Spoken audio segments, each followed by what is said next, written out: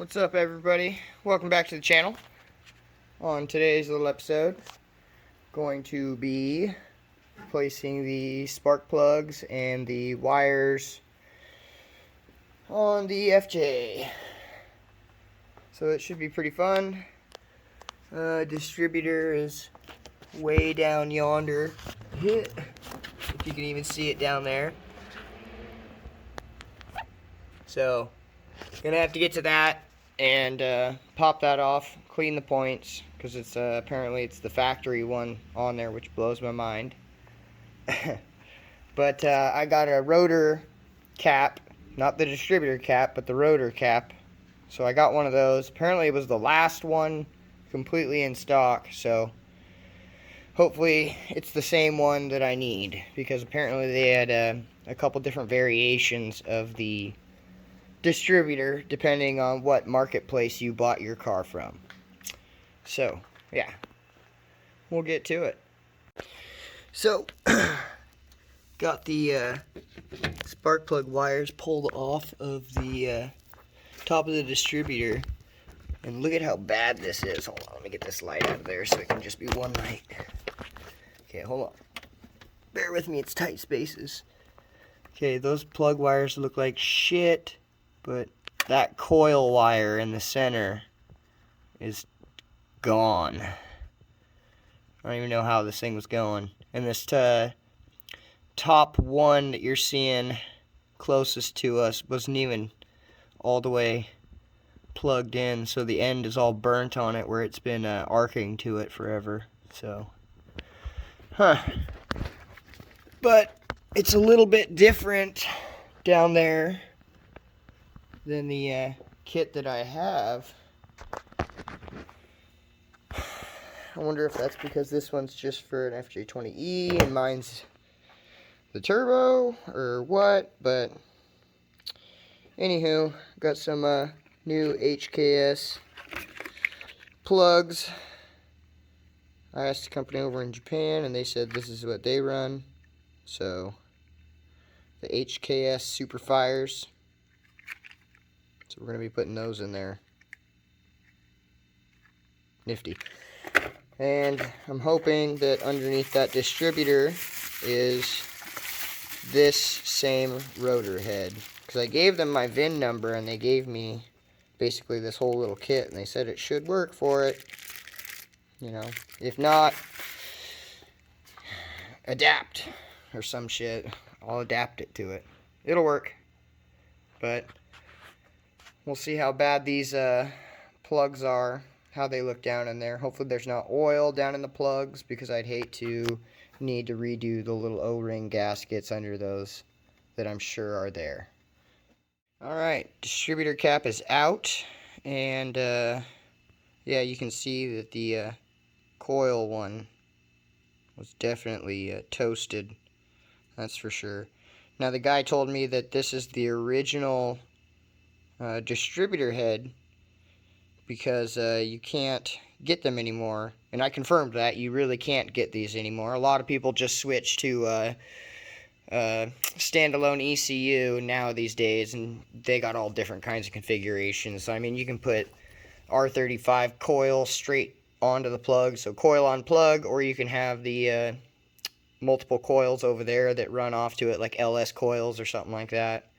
So I'll probably end up going that way eventually, but just trying to keep this thing as original as how I got it anyways.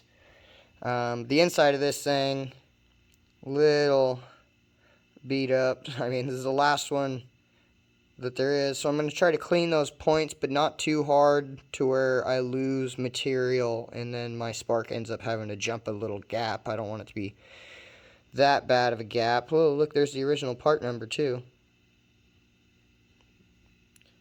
But you can't get these fucking things anymore. So plugs are a little different, but I'm assuming that I just slide those boots up there and they'll click in there. Anyways, I'll get it to work. I'll figure it out. But haven't even gone down there to see what the rotor looks like. Actually, that's kind of a bad spot to put that. I don't want it to fall. How's the rotor look? Oh, the end of that rotor does not look happy. I don't know if you guys can see it. but it does not look very good. Hopefully it is the same one as that. I'll be very disappointed if it's not, so we'll get to that going right now. Alright, plugs and wires are on. Just had to modify this set of wires a bit. I don't know why, but I had to make it fit onto the distributor the right way for it to work. Now I just need to pull all these old wires out and charge up the battery a little bit more because I'm pretty sure it's dead. Start her up and see how she runs. I'm sure she'll like that. All new stuff. Distributor all cleaned up and fixed. Never got to drive this car after I put this bigger piping on here because it was all like this really tiny piping like this. This is super small size with its goofy Subaru turbo and its horrible exhaust that leaks like a mofo. But I need to drive this car. Fuel in it's getting old and I miss driving it, so I'm going to drive it around and see how it is. Alright, as an added bonus, this car came with these little spots right here, and they look like the front window wipers. So upon investigating, turned out they do. They take these special little things, and it took years to find a pair of these because they're super hard to find, but I'm pretty sure that mine were functional, and then I already just put this one on this side. That's how they look when they're on there. So I'll get a video of it going when I get them both on there.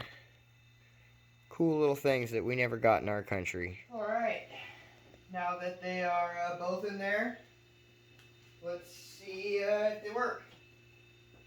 The switch that's in here is a little old, let's just say that, so hopefully they both work at the same time.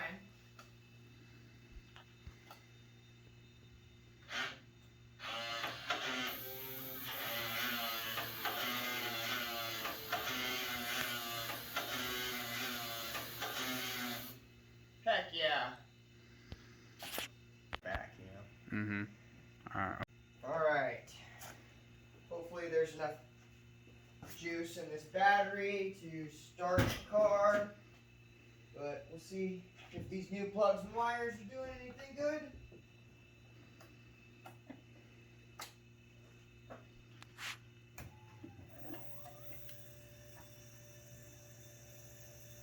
Let that air go through.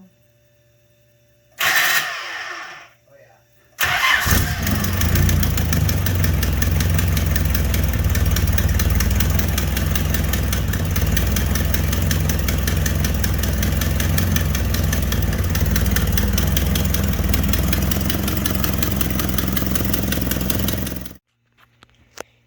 Alright, now that she runs nice and smooth, fired right up, minus the starter grind. You know, that's normal for a 40-something-year-old motor.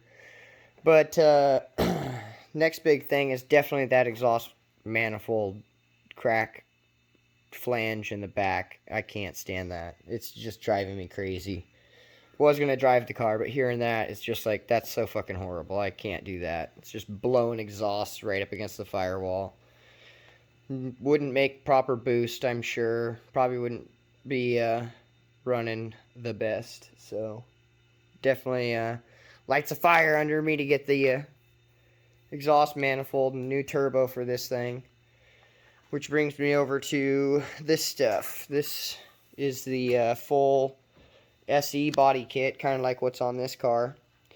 This one doesn't have any of that. I mean, it's got these fronts, little spats, but they aren't near as good as the SE front lip and all that. So I got SE front lip, bigger, well, technically bigger, but this is the SE rear spoiler, because the rear spoiler on these cars, let me go like this, squeeze back here. The rear spoiler on these are shorter because they have a shorter rear bumper. The rear bumper on them is just a little shorter compared to ours. Our wings are a little longer, and our bumpers are like 2-stage longer. So like you can fit my whole hand and it barely reaches out to the end of it. As opposed to this bumper, it's just up to my fingers. Like, huge difference. So I'm sure with the SE wing on this, it'll look a lot better sticking out just a little bit past the bumper. And it'll look better with side skirts and all the pods that go with it. All these. And I had a really nice paint job on these too, but if it'll focus. Doesn't want to focus. Focus. Oh, focused right when I turned away. Nice paint job on those. So, I got to paint those black though to match this car. Super stoked about the headlight wipers. Those are cool. I'd never seen those on one of these before. Especially with the little bash bars over the headlights too. Those are pretty rare. Cool things to see. But don't forget to like and subscribe and follow along for the next little episode. I'm sure there's going to be a lot more fun stuff coming. Especially when this transmission right here gets put into the GTR. But it's starting to rain, so I need to pull the GTR back in here. Cats, you're going to have to move.